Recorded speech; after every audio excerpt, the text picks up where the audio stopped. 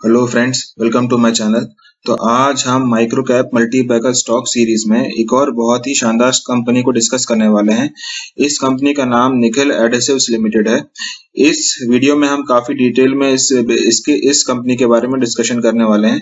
But मैं जैसे कि आपको लास्ट वीडियो में भी बताया था कि जो micro cap multi bagger stock series है हमारी, उसमें जो भी हम कंपनी डिस्कस करने वाले हैं वो सारी माइक्रो कैप कंपनीज है। माइक्रो कैप कंपनीज मतलब वो कंपनीज जिनका मार्केट कैपिटल 500 करोड़ से कम है।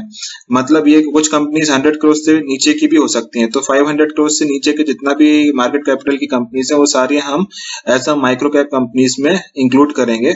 और जो भी हमको इसमें से बहुत इंटरेस्टिंग कंपनी लगेगी, क्योंकि 500 करोड़ से नीचे की बहुत सारी कंपनीज हैं, मुझे लगता है कि 2000 कंपनीज से ऊपर होंगी। बट अगर हम सारी कंपनीज को कंसीडर करेंगे तो वो तो बहुत रिस्की इन्वेस्टमेंट हो जाएगा। तो हम इसमें से बहुत सिलेक्टेड कंपनीज निकालने वाले हैं जो कि हमको लगता है कि फ्यूचर में काफी मल्टी बैगर रिटर्न्स दे सकती है। बिजनेस अच्छा है, जिस सेक्टर में है वो काफी सनराइजिंग सेक्टर है, अच्छा सेक्टर है, वहां पर वो अच्छा परफॉर्मेंस दे पा रहे हैं। उन्हीं कंपनीज को हम डिस्कस करेंगे। बट मैं एक और चीज आपको बताना चाहूंगा कि ये जो माइक्रो कैप कंपनीज होती हैं वो काफी स्मॉल कंपनीज होती हैं। ये अपना जो फेज है उसको स्टार्ट कर रही होती है, अपने बिजनेस काफी अनसेटल्ड होता है, काफी सारे रिस्क होती हैं, ये इतनी वेल स्टेब्लिश्ड कंपनी नहीं होती। तो अगर आप कभी भी इसमें इन्वेस्टमेंट करते हैं तो वो काफी हाई रिस्क और हाई रिटर्न जो रहता है उसका उस प्रोफाइल का इन्वेस्टमेंट होता है। तो अगर आप कभी भी इसमें इन कंपनीज में इन्वेस्टमेंट का मन बनाए तो आपको काफी क्लियर होना चाहिए कि आप एक हाई रिस्क ले रहे हैं। आपकी प्रोफाइल उस तरीके से होना चाहिए और आपका एलोकेशन भी उस हिसाब से होना चाहिए, क्योंकि आपके पोर्टफोलियो का मेजर पार्ट नहीं होना चाहिए वो, एक स्मॉल पार्ट आप जरूर इसमें डाल सकते हैं। तो ये high risk high return strategy है, ये तो क्लियर है। बट आपकी रिस्क प्रोफाइल मैच होना चाहिए। और इस वीडियो का मकसद ये नहीं है कि आप इमीडिएटली इस कंपनी के में इन्वेस्टमेंट करना चालू कर दें। यहाँ पर हम सिर्फ इस कंपनी को डिस्कस करने वाले हैं काफी डिटेल में, हर एस्पेक्ट से इसको डिस्कस करेंगे। बट आप अपनी स्टडी भी करिए। अगर आपको कन्विंसिंग लगता है कि हाँ ये कंपनी है वर्थ इन्वेस्टिंग, तभी आप इसमें प्लंज लीजिएगा। अदरवाइज आप इसको पास कर सकते हैं जस्ट एज अ इंफॉर्मेशन के हिसाब से या एजुकेशनल पर्पज से के हिसाब से आप इसको इस वीडियो को ले सकते हैं। तो ये माइक्रो कैप कंपनी है, इसीलिए मैंने आपका इतना समय लिया और मैंने आपको काफी चीजें क्लियर करी कि ये एक high risk return, high risk पहले आप समझिए, रिटर्न छोड़ दीजिए, हाई रिस्क वेंचर है। तो अगर आप इंटरेस्टेड हैं और आपकी रिस्क प्रोफाइल मैच करती है, आपको लगता है, तभी इसमें आगे बढ़िए। अदरवाइज आप इसको स्किप भी कर सकते हैं। तो इस वीडियो में हम काफी डिटेल में इनके बिजनेस को समझेंगे, इनकी हिस्ट्री को समझेंगे, प्रेजेंट में क्या हो रहा है इस कंपनी में वो समझेंगे। तो इसके बिजनेस मॉडल को समझने वाले हैं और हम इसके फंडामेंटल पैरामीटर्स को भी स्टडी करने वाले हैं। एक फंडामेंटल एनालिसिस करेंगे इसका हम। फाइनली इसके चार्ट्स को भी देखेंगे हम, कुछ अलग अलग टाइम फ्रेम्स में जाकर देखेंगे इसके चार्ट को। तो एक टेक्निकल एनालिसिस भी इस वीडियो में होने वाला है। तो आप एंड तक बने रहिएगा इस वीडियो में, क्योंकि काफी इंटरेस्टिंग कंपनी है, अच्छे सेक्टर में है और प्रेजेंट परफॉर्मेंस, पास्ट परफॉर्मेंस भी काफी अच्छी रही है। तो इसलिए हमारे रडार में आई है ये कंपनी। तो ये काफी इंटरेस्टिंग होगा इस कंपनी के बारे में डिस्कशन करना। तो मैं अपना वीडियो स्टार्ट करूं उससे पहले मैं हमेशा की तरह आपसे रिक्वेस्ट करूंगा कि आप मेरे चैनल को सब्सक्राइब करना मत भूलिएगा। अगर आपको ये वीडियो पसंद आता है तो आप कमेंट सेक्शन में लिखकर बताइएगा कि आपको क्या अच्छा लगा, क्या अच्छा नहीं लगा। अपने दोस्तों के साथ शेयर कर सकते हैं। बेल आइकन को जरूर दबाइए, ओके सर। और अगर आपको पसंद आता है तो लाइक का बटन भी दबाना मत भूलिए। तो देखिए, जैसे कि आप देख सकते हैं स्क्रीन पर कि मैंने निखिल एडेसिव्स का इसकी मैंने वेबसाइट खोलकर रखी हुई है। ये बहुत सारी स्क्रीन्स हैं। तो ये कंपनी है क्या? तो ये कंपनी जो है निखिल एडेसिव्स, ये है मल्टी प्रोडक्ट कंपनी। ये मल्टी प्रोडक्ट बनाती है। तो किन किन प्रोडक्ट्स में है उस पर भी हम आएंगे। जैसे कि आप देख सकते हैं यहाँ पे पेंट्स में है, टेक्सटाइल्स में है, कंस्ट्रक्शन केमिकल्स में और कंज्यूमर प्रोडक्ट्स हैं, एडेसिव्स। ओके सर, तो इन सब पर हम आएंगे, पर पहले हम इनके बारे में थोड़ा समझ लेते हैं कि निखिल एडेसिव्स है क्या। तो निखिल एडेसिव्स जो है वो लिस्टेड कंपनी है बॉम्बे स्टॉक एक्सचेंज पर, जो कि उन्होंने बताया। मल्टी प्रोडक्ट कंपनी है और ये जो है various types of polymer emulsions that are used in different applications. The company has been in business since 1986. तो ये 1986 से ये बिजनेस में है। तो आप समझ सकते हैं कि ऑलमोस्ट ये 35 साल से ज्यादा ये बिजनेस में रह चुके हैं। तो इन्होंने 3.5 डिकेड जो है ये बिजनेस कर चुके हैं। तो देखिए, तो इनकी काफी अच्छी हिस्ट्री है। उसके बाद इनके पास 3 मैन्युफैक्चरिंग यूनिट है, लोकेटेड एट धानु, सिलवासा और दहेज। ये 3 जगह पे इनकी मैन्युफैक्चरिंग यूनिट्स हैं। इनकी जो करंट प्रोडक्शन कैपेसिटी है वो 60,000 टन्स पर एनम की है, which has enhanced the company has acquired emulsion business from Mafatlal dyes and chemicals. तो अभी हम ये देखिए, आपको एक इंट्रोडक्शन मिल गया, आपको ये क्लियर हो गया कि ये मल्टी प्रोडक्ट कंपनी है, इनके वेरियस सेगमेंट्स हैं, 3 मैन्युफैक्चरिंग यूनिट है। अब इसकी थोड़ी हिस्ट्री जान लेते हैं, क्योंकि 35 साल से ये अपने बिजनेस में है, बट फिर भी हम इसकी एक हिस्ट्री जानना चाहेंगे कि ये कहाँ से हुई है स्टार्ट। तो आप जैसे कि उन्होंने बताया 1986 में निखिल एडिसिव्स जो है वो फाउंड हुई थी, और हंस marketing and service private limited के नाम से 1986 में ये स्टार्ट हुई थी। ये ट्रेड करती थी, किसमें ट्रेडिंग करती थी, अभी तक इसने कुछ भी मैन्युफैक्चरिंग नहीं किया था। ये एक तरफ से लेते थे, एक तरफ से बेचते थे, तो इमल्शंस और एडिसिव्स। तो आप ये ध्यान रखिए कि 1986 में इनका जो फोकस है वो हमेशा एक ही जगह पर है। ऐसा नहीं है कि पहले वो कपड़ा बेचते थे, बाद में उन्होंने इमल्शंस और एडिसिव्स में आ गए, ऐसा नहीं है। 1986 से ही वो कंटिन्यूअसली एक ही सेक्टर में है, एक ही प्रोडक्ट में है। तो ये काफी अच्छी चीज है, ये इनका फोकस दिखाता है मैनेजमेंट का कि एक ही प्रोडक्ट में आप कंटिन्यूअसली 35 साल से काम कर रहे हैं। तो आपको डोमेन एक्सपर्टाइज या डोमेन का जो नॉलेज होता है, आपके जो कनेक्शंस होते हैं, आपके जो लोगों के साथ आपके टर्म्स बन जाते हैं अगर आप एक ही प्रोडक्ट में रहते हैं इतने समय तक, तो वो सारी चीजें हैं। तो आपने देखा कि ये ट्रेडिंग का काम करते थे, इमल्शंस का और एडिसिव्स का। इमल्शंस आपको पता है, ये पेंट्स में जो यूज होता है, इमल्शन पेंट्स बोलते हैं, उसमें काफी ज्यादा यूज होता है। चलिए उस पर भी हम आएंगे। 1992 में देखिए, अब ये 1986 से 1992 पहुंच गए। तो ये जो हंस मार्केटिंग एंड सर्विसेज कंपनी थी, उसका नाम चेंज हुआ और निखिल एडिसिव्स लिमिटेड हो गया, और ये जो कंपनी थी वो and merged into Nikhil industries limited. तो ये इन्होंने हंस का मार्केटिंग सर्विसेज को नाम चेंज किया निखिल एडिसिव्स में, और इसको निखिल इंडस्ट्रीज लिमिटेड में मर्ज कर दिया। Engage in the business of manufacturing of various emulsions and adhesives and having manufacturing plant at Dahanu. इसके बाद Nikhil adhesives limited become a listed company, ये लिस्टेड कंपनी बन गई बॉम्बे स्टॉक एक्सचेंज में। तो ये 1992 की बात कर रहे हैं ये। फिर निखिल 2003 में Nikhil adhesives acquired Mafatlal dyes and chemical limited. तो इन्होंने एक्विजिशन किया है। देखिए ये बिजनेस में रहे 15-20 साल, उसके बाद उन्होंने 2003 में एक्विजिशन किया Mafatlal dyes and chemical limited को, जो कि अर्स्टवाइल जो थी जर्मन कंपनी थी।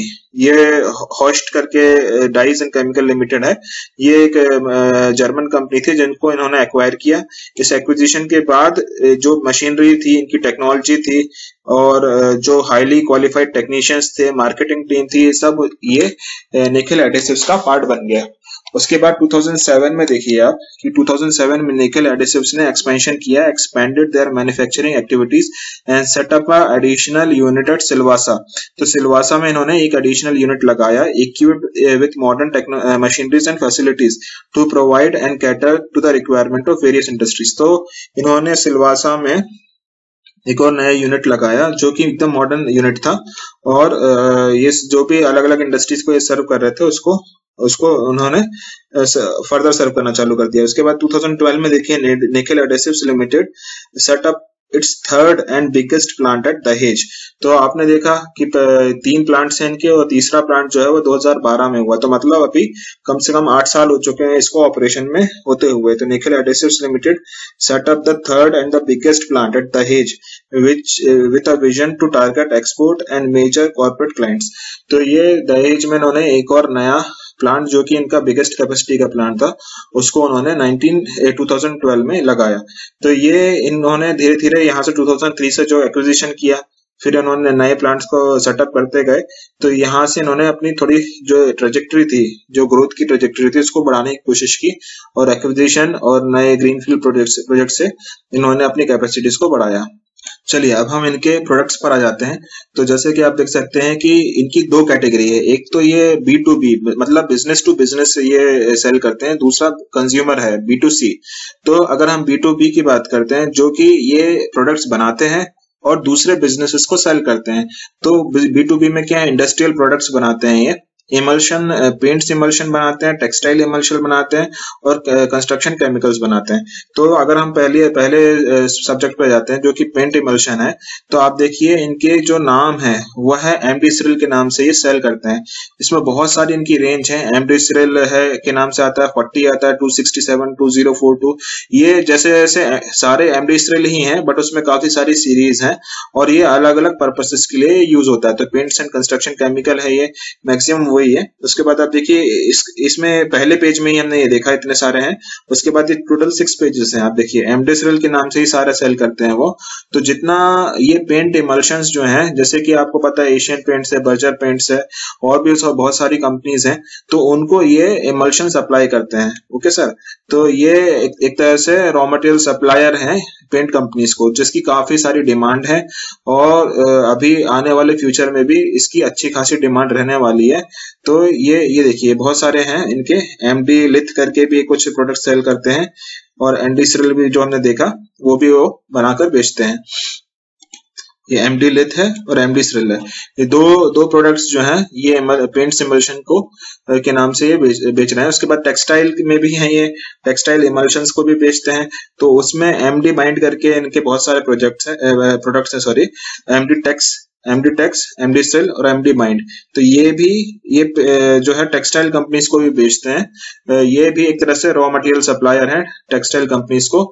ये पेंट कंपनीज को करते हैं, ये टेक्सटाइल कंपनीज को करते हैं। उसके बाद कंस्ट्रक्शन का जो आप देखिए, तो ये अभी उन्होंने लॉन्च नहीं किया है, मुझे जो समझ में आ रहा है। इनके मैंने एनुअल रिपोर्ट में ही पढ़ा था। तो ये अंडर प्रोग्रेस है, रिसर्च एंड डेवलपमेंट टीम इनकी लगी हुई है। वो अभी प्रोडक्ट अभी क्लियरली उन्होंने लॉन्च नहीं किया, आने वाले समय में ये लॉन्च करने वाले हैं। मुझे लगता है ये कंस्ट्रक्शन केमिकल है, तो जरूर ये एज अ बाइंडिंग एजेंट ये यूज करेंगे या वाटर प्रूफिंग सोल्यूशन प्रोवाइड करेंगे। क्या देंगे वो आने वाले समय में हमको पता चलेगा, तो हम उस पे भी डिस्कशन जरूर करेंगे। तो आपने देखा कि इनकी हिस्ट्री के बारे में समझ लिया हमने, कहां से स्टार्ट हुए, 1986 से स्टार्ट हुए, 35-36 साल से इनका क्लियर फोकस रहा है। और इनके 3 मैन्युफैक्चरिंग यूनिट है, फर्दर भी एक्सपेंशन करने वाले हैं, काफी सारे एक्विजिशन किए इन्होंने, और फर्दर कैपेसिटी एक्सपेंशन भी किया है। अभी हम इनके और भी फर्दर डिटेल में जाना चाहते थे, तो हमने इनका एनुअल रिपोर्ट खोल के रखा हुआ है, आप देख सकते हैं यहाँ पर।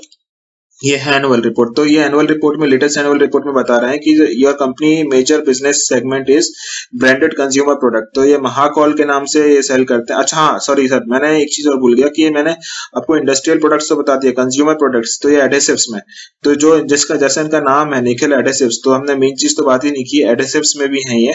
तो इनके जो प्रोडक्ट हैं वो महाकॉल के नाम से आते हैं। देखिए ये रेंज, प्रोडक्ट रेंज जो है, फेविकॉल तो आपने सुना ही होगा, बट महाकॉल शायद आपने नहीं सुना होगा। तो ये महाकॉल के नाम से सेल करते हैं। राइनो है और महाकॉल है, ये बहुत सारे इनके प्रोडक्ट्स हैं जो कि कंज्यूमर्स को, डायरेक्टली कंज्यूमर्स को ये सेल करते हैं। ये बिजनेस को भी सेल कर सकते हैं हालांकि, बट मैक्सिमम जो है ये सीधे मार्केट में सेल करते हैं अपने प्रोडक्ट्स को, जो कि एक तरह से फेविकॉल का सब्स्टिट्यूट आप बोल सकते हैं इनको।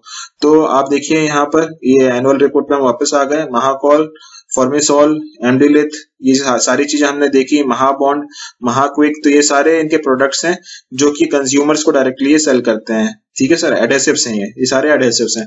उसके बाद इंडस्ट्रीज को जो सेल करते हैं उसमें क्या है, तो हमने जैसे कि देखा एमडीलिथ है, एमडी टेक्स है, एमडी सिरिल है और एमडी माइंड है। तो ये सारे जो है टेक्सटाइल्स को, और जो आपने देखा एमल्शन पेंट कंपनीज को, उन सबको ये सेल करते हैं। ठीक है सर।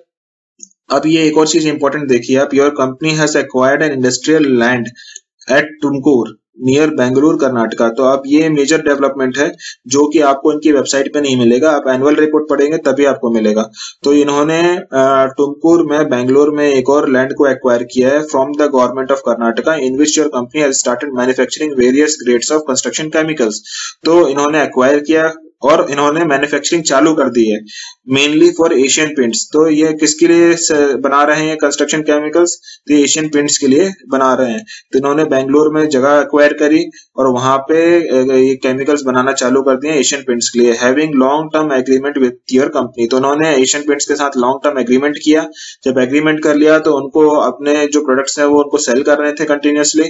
तो उन्होंने एक नई जगह गवर्नमेंट ऑफ कर्नाटका से ली और उन्होंने अपना प्लांट को सेटअप करके उनको सेल कर रहे हैं। And also started manufacturing various grades of emulsions and adhesives in continuation to the existing line of the business at the same location. तो इन्होंने इमल्शन और एडेसिव्स भी वहां पे बनाना चालू कर दिया और कंस्ट्रक्शन केमिकल्स भी बनाना चालू कर दिया, ये जो कि बहुत ही अच्छा डेवलपमेंट है।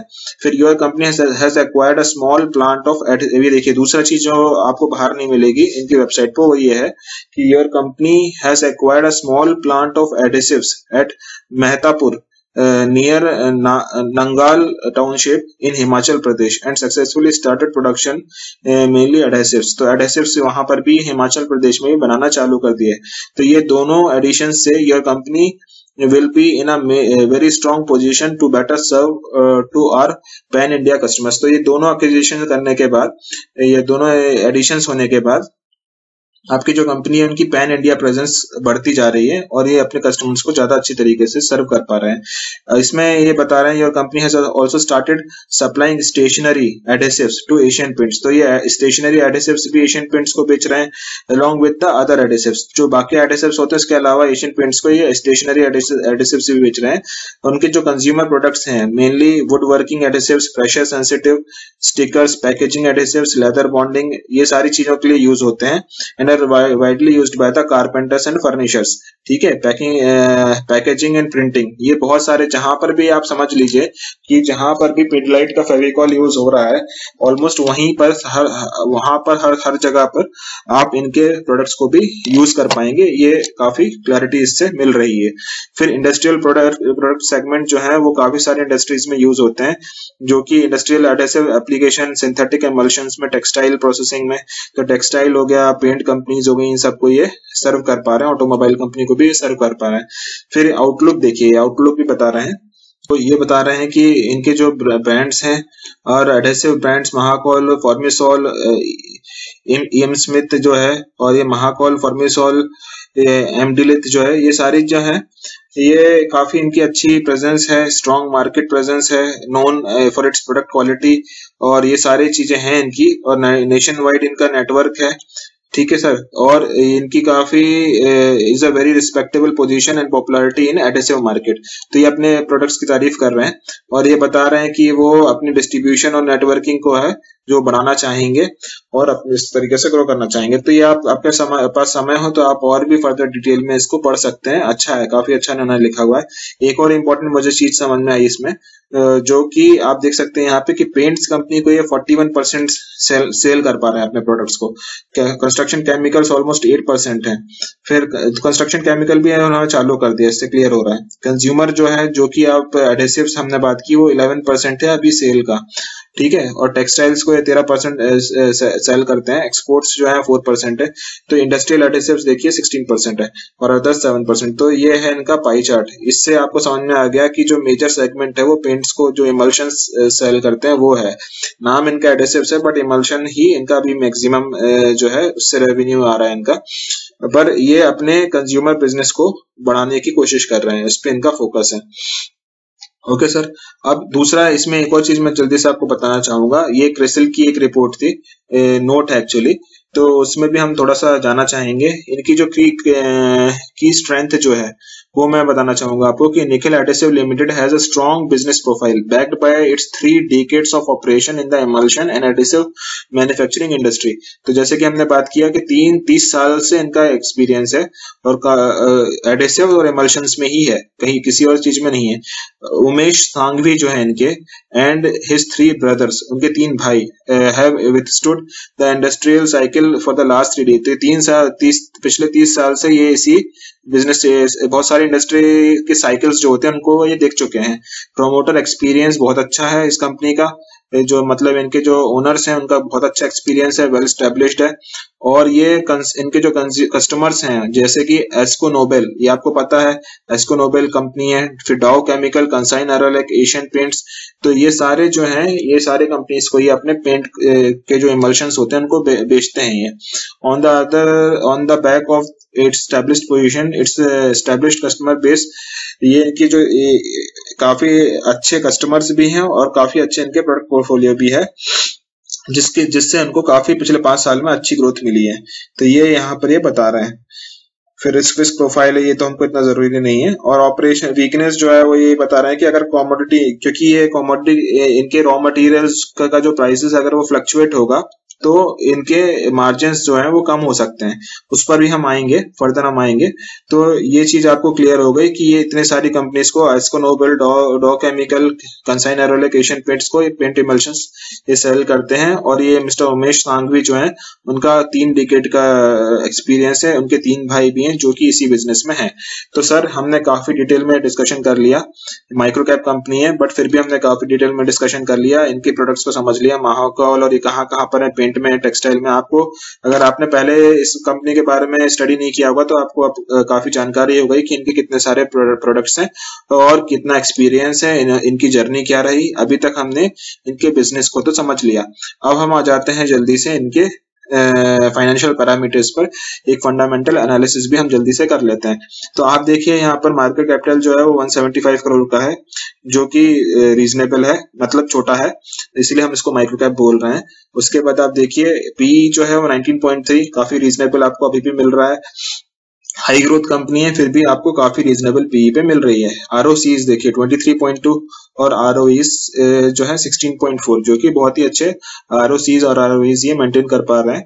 डेट टू इक्विटी रेशियो देखिए 0.64, थोड़ा 0.5 से कम रहेगा तो मुझे और भी ज्यादा कंफर्टेबल लगेगा, बट अभी भी कोई रिस्क की बात नहीं है। 1 या 1.5 तक भी मैनेजेबल होता है, कोई इशू नहीं होती है।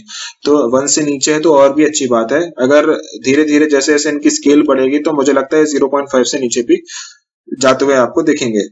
उसके बाद आप देखिए यहाँ पर जो इक्विटी कैपिटल है वो 4.59 है, छोटी कंपनी, छोटी इक्विटी है, अच्छी बात है। देखिए मार्केट कैपिटल जो है वो सेल्स से भी, जो उनकी सेल होती है, अभी देखिए 175 करोड़ का मार्केट कैपिटल है, और जो सेल्स करते हैं, वो जो बेचते हैं सामान, वो मार्केट कैपिटल के इससे ज्यादा बेचते हैं, मतलब दोगुना बेचते हैं। तो ऑलमोस्ट 300-400 करोड़ का ये अपना मटेरियल बेचते हैं और उनका कैपिटल, जो कंपनी की जो वैल्यू है वो सेल से भी कम है, तो ये अंडर वैल्यूड दिखाता है।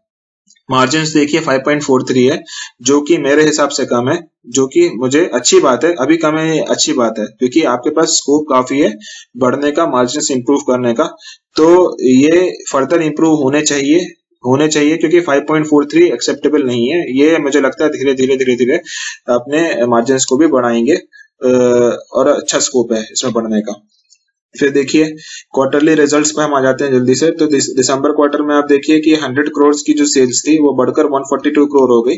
वहीं पर आप नेट प्रॉफिट देखिए 1.78 करोड़ से बढ़कर ये ऑलमोस्ट 6 पॉइंट, तो ये मल्टीफोल्ड जो है इनके प्रॉफिट्स बढ़े, मल्टीफोल्ड। वहीं पर आप देखिए जो मार्जिन थे, ऑपरेटिंग प्रॉफिट मार्जिन 5% से बढ़ के 8%। तो अब आपको मैं एक इंपॉर्टेंट चीज बताना चाहूंगा कि ये थोड़ा ध्यान देने की चीज है कि आप देखिए कभी भी इनके 5% पे भी मार्जिन नहीं रहते थे।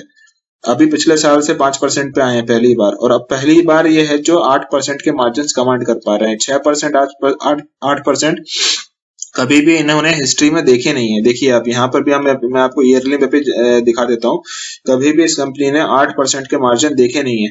तो ये पहली बार मुझे दिख रहा है कि ये 8%, 6% के मार्जिन पर जा पा रहे हैं। तो मतलब ये रीसेंट क्वार्टर्स के रिजल्ट है। तो ये कुछ तो चेंज हुआ है इस कंपनी में। इन्होंने या तो अपने जो प्रोडक्ट्स हैं उसकी प्राइस बढ़ाए हैं, या तो इन्होंने एफिशिएंसीज को बढ़ा दिया है, कॉस्ट को रिड्यूस किया है, इन्होंने अपने मार्जिन को इंप्रूव किया है। ये तो आपको रिसेंटली क्वार्टर्स के रिजल्ट्स में क्लियर दिख रहा है। तो आपने देखा दिसंबर क्वार्टर में शानदार प्रदर्शन आया, बहुत शानदार प्रदर्शन है। क्यों आया? क्योंकि मार्जिन अच्छे इंप्रूव हुए हैं और इंटरेस्ट भी मुझे लगता है थोड़ा सा कम हुआ होगा, if I am not wrong. देखिए 1.64 है, पिछले साल 1.83 था। तो मुझे लगता है डेट रिडक्शन भी इन्होंने किया है। हाँ जी, डेट रिडक्शन भी किया है, 46 करोड़ से ये 30 करोड़ पे आ गए हैं। तो मतलब ये धीरे धीरे ग्रेजुअली डेट रिडक्शन कर रहे हैं, तो इंटरेस्ट पेमेंट भी कम हो रहा है और मार्जिन इंप्रूव हो रहे हैं। तो उन सबका नतीजा है। और सेल्स भी इंप्रूव हुई है, देखिए 100%, 50% इनकी सेल्स इंप्रूव हुई है। तो ये सबका नतीजा है कि 1.78 करोड़ का जो नेट प्रॉफिट था वो बढ़कर आज 6.82 पे पहुंच गया है। वहीं आप देखिए सितंबर क्वार्टर में तो 100 करोड़ की फिर से सेल थी, जो कि 106 करोड़। तो टॉप लाइन तो नहीं बढ़ी क्योंकि ये बहुत टफ क्वार्टर था। वहीं पे नेट प्रॉफिट आप देखिए तो 2.29 से बढ़कर 3.06 हो गया। तो ये अच्छा इंप्रूवमेंट हुआ था नेट प्रॉफिट में। यहाँ पर भी हमको कोई शिकायत नहीं हो सकती इससे। और सितंबर में देखिए 4.86 जो मार्जिन था वो 6 पे पहुंच गया। तो मार्जिन तो इनके इंप्रूव हो रहे हैं। अब तो इंप्रूव हो गए हैं, पिछले 2 क्वार्टर से हमको दिख रहा है। बट इस कितना सस्टेनेबल है ये आने वाले इस क्वार्टर्स में भी? अगर यही मार्जिन ये धीरे इतना भी मेंटेन कर पाते हैं और धीरे धीरे इंक्रीज कर पाते हैं तो मार्केट इनको बहुत रीरेट करेगा। मैं आपको क्लियर बोल सकता हूँ कि मार्केट अच्छी रीरेटिंग कर सकता है। मेन मार्जिन का ही खेल है इनका। देखिए अब आप यहाँ पर हम yearly profit and loss statement देख लेते हैं। तो आप देखिए यहाँ पर कि जो 2009 से जर्नी थी इनकी 104 करोड़ पे, आज ये आपको ऑलमोस्ट 400 करोड़ पे जाते हुए दिख रहे हैं। वहीं पर मार्जिन जैसे हमने बात किया कि 5% के मार्जिन, 4%, 3% के मार्जिन ही कमा पा रहे थे, बट अभी हम जो रिसेंट क्वार्टर्स देख रहे हैं उसमें 8% तक ही जाते हुए दिख रहे हैं, जो कि अच्छा नया डेवलपमेंट है। नेट प्रॉफिट देखिए सिंगल डिजिट में 1 करोड़ से बढ़कर आज ये धीरे धीरे 2 करोड़, 3 करोड़, 5, 7 और 9, तो ये ग्रेजुअली आपको अच्छे मोमेंटम में दिख रही है ये कंपनी, जो कि काफी अच्छी चीज है। फिर देखिए आप शेयर कैपिटल ऑलमोस्ट मेंटेन है, 4 से 5 करोड़ है, कोई इश्यू नहीं। रिजर्व्स देखिए बढ़ते जा रहे हैं, ठीक है। बोरोइंग्स देखिए आप, तो जैसे हमने बात किया कि एक समय के बाद इन्होंने थोड़ा सा अपने बोरोइंग्स पे कंट्रोल किया है, जो कि अच्छी बात है, काफी अच्छी बात है। फिर आप देखिए कैश देखिए, तो कैश फ्लो जो है कभी कभी कुछ ईयर्स में इनका नेगेटिव भी रहा है, क्योंकि ये माइक्रो कैप कंपनी है, तो आपको बहुत इसको लेंस लगा के या एक एक फिगर को बहुत एनालाइज करने की जरूरत नहीं है, आपको ब्रॉडली इनकी पिक्चर देखनी पड़ेगी, क्योंकि ये लंबे समय का बेट है। अभी आप जैसे हमने स्टार्टिंग में ही बताया कि ये जो कंपनी है इनमें आप 1 साल 1 क्वार्टर से जज मत करिए, ये बहुत छोटी कंपनी है, तो इनको आपको एक साइकिल, बिजनेस साइकिल को देखना पड़ता है। एक बिजनेस साइकिल जो होती है वो 4 साल 5 साल की होती है, तो जब अगर आप 1-2 साइकिल देंगे, मतलब इनका इन्वेस्टमेंट जो है, अगर हम इन्वेस्टमेंट का होराइजन कम से कम 4 से 5 साल का रखेंगे या 10 साल का रखेंगे, तब आपको इसमें एक ह्यूज वेल्थ क्रिएशन आप देख सकते हैं। देखिए, तो कैश फ्लो हमने बात कर ली, उसके बाद हम आ जाते हैं आरओसीज पे। तो आरओसीज देखिए ये हमेशा डबल डिजिट में रहे हैं, जो कि बहुत एनकरेजिंग सिग्नल है, मुझे बहुत पसंद आया कि ये हमेशा 15% से ऊपर ही, और अभी रिसेंट में तो 23% तक भी आरओसीज जाते हुए आपको दिख रहे हैं। डेटर डेज देखिए, एक और अच्छी चीज मुझे दिखी कि ये कभी भी ट्रिपल डिजिट में नहीं गए, ट्रिपल डिजिट में नहीं जाना चाहिए, क्योंकि छोटी कंपनीज जो है वो पहले मटेरियल बेच देती हैं और बोलते हैं कि हम पैसे बाद में ले लेंगे, बट फिर भी इन्होंने इस चीज को मेंटेन किया है। थोड़ा सा बड़ा है डेटर डेज, पर फिर भी ठीक है, ऐसा अनकंट्रोलेबल कुछ भी नहीं दिख रहा मुझे, मैनेजेबल दिख रहा है। प्रमोटर्स देखिए आप, प्रमोटर्स की जो होल्डिंग है वो कांस्टेंट है, 54.44% पे है। डीआईआईस देखिए तो ऑलमोस्ट एब्सेंट है। डीआईआईस के अभी मतलब हमारे जो म्यूचुअल फंड इंडस्ट्री है उनके हाथ में कभी तक अभी नजर नहीं गई है या इंटरेस्टेड नहीं है, मुझे नहीं पता। और पब्लिक के पास देखिए तो आप ये 44.4% इनकी होल्डिंग है। इसी शेयर होल्डिंग पैटर्न में मैं कुछ इंपॉर्टेंट चीजें, आपको बहुत इंपॉर्टेंट चीजें हाईलाइट करना चाहता हूं, जो कि आपके नॉलेज में होना चाहिए। तो आप जैसे ही इनके शेयर होल्डिंग पैटर्न पर जाते हैं, तो 2 चीज मैं इसमें बताना चाहूंगा आपको, 1 मिनट। ये देखिए यहाँ पर, तो प्रमोटर्स का जो होल्डिंग है 54% है, और उसमें से 22% जो है वो प्लेज्ड है। अब प्लेज्ड है, बहुत लोग मुझको कभी कभी बोलते भी है कि प्लेज जो है वो काफी सीरियस इशू है, बट मैं आपको, अब इसी इंडस्ट्री से रिलेटेड है एक और कंपनी है एशियन पेंट्स, उसकी जो प्रमोटर्स की जो प्लेज प्रमोटर होल्डिंग है वो 10% है। तो मैं ये एक बहुत रफ मतलब एक कंपलसरी क्राइटेरिया नहीं होता कि अगर कोई प्रमोटर की प्लेज होल्डिंग है तो आप उसमें इन्वेस्टमेंट नहीं कर सकते, ऐसा आप रूल मत बनाइए। ये ठीक है, क्योंकि ग्रोइंग कंपनी है, स्मॉल कंपनी है, तो जो प्रमोटर्स होते हैं वो कैसे भी कोशिश करते हैं कि पैसा जुटाएं और अपने बिजनेस को बढ़ाएं। तो प्लेज करना कोई गुनाह नहीं है, बिजनेस में ये होता है, जब आपके बिजनेस बड़ा हो जाता है तो आप प्लेज को वापस ले लेते हैं। बल्कि मैं बोलूंगा कि अगर कंपनी बड़ी, कोई बहुत बड़ी कंपनी है, उसके बाद भी अगर प्लेज है तो एक कंसर्न मैं बोल सकता हूँ, पर छोटी कंपनी में आप इतना टेंशन मत लीजिए। पर मैं आपके नॉलेज में लाना चाहता हूँ, तो मैंने आपको बता दिया क्लियरली कि 54% की जो होल्डिंग है उसमें से 22.91 जो है वो प्लेज्ड है। ओके सर, प्लेज करना मतलब क्या होता है कि आपने अपने शेयर्स गिरवी रखे हैं, उसके अगेंस्ट में आपने लोन लिया है, जब आप लोन पे कर देंगे तो ये छुड़ा लेंगे आप अपने शेयर्स को, तो ये आपके पास ये जीरो हो जाएगा बाद में, तो इसमें कोई टेंशन की इतनी बात है नहीं। उसके बाद चलिए, इसमें एक और जो इंपॉर्टेंट मैं आपको बताना चाहता था कि जो इनके मेजर इन्वेस्टर है उसमें से देखिए, जो मुझे अच्छे नाम लगे वह है वरुण दागा और चरणदीप सिंह। ये आपने, अगर इनको आप जानते ही होंगे, अगर आप नहीं जानते हैं तो मैं आपको बता देता हूं कि ये देखिए, ये जो है मिस्टर वरुण दागा और चरणदीप सिंह, ये हैं, ये चरणदीप सिंह साहब हैं और ये वरुण दागा हैं। ये गिरीक कैपिटल जो है पीएमएस फंड है, जो प्राइवेट जो कैपिटल को मैनेज करते हैं, ये बहुत ही अच्छे रेप्यूटेड फंड चलाते हैं। ये मैं तो इनके वीडियो कभी भी ये इनको सुनता हूँ तो हमेशा कुछ ना कुछ सीख कर ही जाता हूँ, ये बहुत ही बढ़िया है, तो मुझे तो काफी इनसे इंस्पिरेशन मिलती है और अच्छा फंड को चलाते हैं। अगर आपके पास समय होगा तो आप जरूर उनको सुनिएगा, ये काफी अच्छे फंड मैनेजर्स हैं। तो देखिए आप, तो ये इनका भी अच्छा इन्वेस्टमेंट है इस कंपनी में। मैं आपको दिखा देता हूँ, 1 मिनट। ये देखिए, ये जो मिस्टर चरणदीप सिंह है वो 2.18% होल्ड करते हैं इस कंपनी में, और मिस्टर वरुण दागा जो है वो भी 2.18। तो ये दोनों जो हैं वो ऑलमोस्ट 1 लाख शेयर्स जो हैं वो दोनों ही होल्ड करके रखे हुए हैं इस कंपनी में। तो ये हमको एक मॉरल बूस्टअप तो देता ही है कि जो भी ये बड़े इन्वेस्टर्स भी हैं जो कि पोर्टफोलियो चलाते हैं, मैनेज करते हैं, वो भी इसमें इन्वेस्टेड हैं। चलिए अब हम जल्दी से तो हमने सारी चीजें देख ली इसमें। मुझे कोई वीकनेस बड़ी दिख नहीं रही है किसी भी फंडामेंटल पैरामीटर्स में, तो मेरी तरफ से तो यहाँ पर पास ही है। उसके बाद चलिए अब हम जल्दी से आ जाते हैं इनके चार्ट्स को भी स्टडी कर लेते हैं। तो देखिए ये मंथली चार्ट मैंने खुल के रखा हुआ है। सारे जो मूविंग एवरेजेस हैं वो एक्सपोनेंशियल मूविंग एवरेजेस है, 200 दिन का, 100 दिन का, 50, 20 और 10 दिन का, और एक RSI इंडिकेटर है जो हमेशा हम यूज करते हैं। आप देख सकते हैं इस चार्ट में कि काफी अच्छा चार्ट है। अभी रिसेंटली बहुत स्ट्रॉन्ग मोमेंटम हमने देखा इस काउंटर में, और जो कि दिखा ही रहा है कि इसमें इस काउंटर में स्ट्रेंथ का एक क्लियर इंडिकेशन है। आप देखिए इस चार्ट में, जैसे कि हम देख सकते हैं यहाँ पर एक लॉन्ग कंसोलिडेशन हुआ था 2017 तक। 2017 की कंसोलिडेशन को डिसाइसिवली ब्रेक किया गया। ब्रेक होने के बाद आप देखिए जब भी जैसे ही ये ब्रेक हुआ, यहाँ पर आप देखिए अच्छे वॉल्यूम के साथ एडिशन भी हुआ। यहाँ पर आपने देखा अच्छा वॉल्यूम एडिशन हुआ और इसने ब्रेकआउट दिया और अच्छा मोमेंटम दिखाया, जो कि 2014 में मैक्सिमम कंपनीज में हमको देखने मिला। ये मोमेंटम कंटिन्यू रहा 2018 में। फिर हमने देखा मार्केट वीकनेस आई, सारे स्मॉल माइक्रो कैप कंपनीज जो थे वो अच्छा करेक्शन मिला, और ये इसने भी उसमें करेक्ट किया। आप देखिए जो 60 रुपए का स्टॉक था वो आपको 300 रुपए, तो मतलब 5 गुना होते हुए तो यहीं पे देखा। फिर 300 रुपए से वापस 60 रुपए में आ गया। तो आपको ये समझना होगा जब हम माइक्रो कैप इन्वेस्टिंग की बात करते हैं तो हम 1-2% में ही डर जाते हैं। तो ये मैं इसीलिए आपको बोलना चाहता हूँ कि इसमें जो खेल होता है वो काफी लंबे समय का होता है, साइकिल्स का होता है। तो आप तभी इन्वेस्ट करिए जब आपके रिस्क प्रोफाइल उस हिसाब से हो, ठीक है सर, नहीं तो आप इसमें इन्वेस्ट नहीं करिए। तो आप सिर्फ देखिए यहाँ पर कि काफी अच्छा राइज दिखा, फिर उतना ही स्टीप करेक्शन दिखा। फिर आप देखिए जो रिसेंटली इसमें फिर से एक ब्रेकआउट देखने मिला है, जो कि आप यहाँ पे देखिए फिर से अच्छा वॉल्यूम एडिशन हुआ 200 के लेवल पे। इसने इस ट्रेंड लाइन को ब्रेक किया, इस रेजिस्टेंस बैरियर को ब्रेक किया, और अच्छे वॉल्यूम्स और अच्छे कैंडल यहाँ पे फॉर्मेशन आपको होते हुए दिख रही है मंथली चार्ट पर। और आप देखिए कि ये 10 डेज के अब जो है ये 10 डेज का मूविंग एवरेज को सपोर्ट लेता हुआ आपको ऊपर जाते हुए दिख रहा है। तो आपने देखा रिसेंट प्राइस परफॉर्मेंस काफी स्ट्रांग है, और अभी रिसेंटली काफी अच्छा मोमेंटम इस स्टॉक में दिख रहा है। क्यों दिख रहा है? क्योंकि हमने ऑलरेडी देखा कि इसके रिजल्ट्स जो हैं वो बहुत ही शानदार रिजल्ट्स आए हैं, बहुत एनकरेजिंग रिजल्ट आए हैं। और जिस सेगमेंट में ये कंपनी है, क्योंकि पेंट्स में एक मार्केट का काफी इंटरेस्ट है, एडिसिव्स में भी काफी मार्केट का इंटरेस्ट रहा है हमेशा से, तो इस कंपनी को मार्केट ने रिकॉग्नाइज किया। इनके बहुत सारे लोगों के रडार में आया, म्यूचुअल फंड्स के रडार में नहीं आया बट प्राइवेट इन्वेस्टर्स के रडार में आया, और उन्होंने अच्छी पोजीशंस इसमें बनाना चालू कर दी है। आप देखिए यहाँ पर या वहां पे अच्छा वॉल्यूम एडिशन हो रहा है वीकली चार्ट्स पे भी, और जो हमने देखा मंथली चार्ट में वो हमने वीकली चार्ट में भी देखा कि ऑलमोस्ट एक अच्छा राउंडिंग बॉटम बनाया है इन्होंने।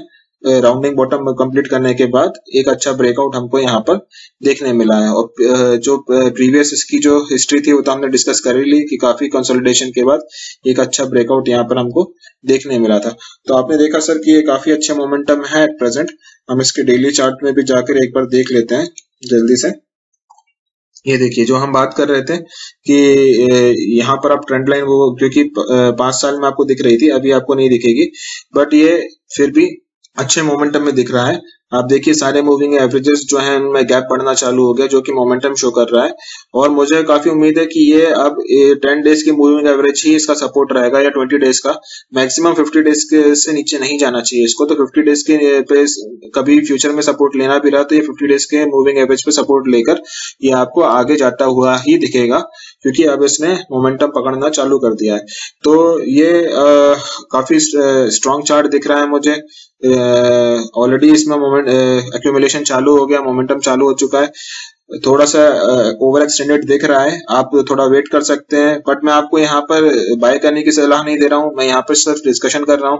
मैंने जैसे आपको स्टार्टिंग में भी बताया कि माइक्रो कैप कंपनी है, आपको हर तरीके से क्लियर होना चाहिए कि आपकी रिस्क प्रोफाइल है कि नहीं है, आपका बाय करके होल्ड करने की इतनी आपकी कैपेसिटी है कि नहीं कि आप 5 साल 10 साल तक आप होल्ड कर पाए या नहीं कर पाए।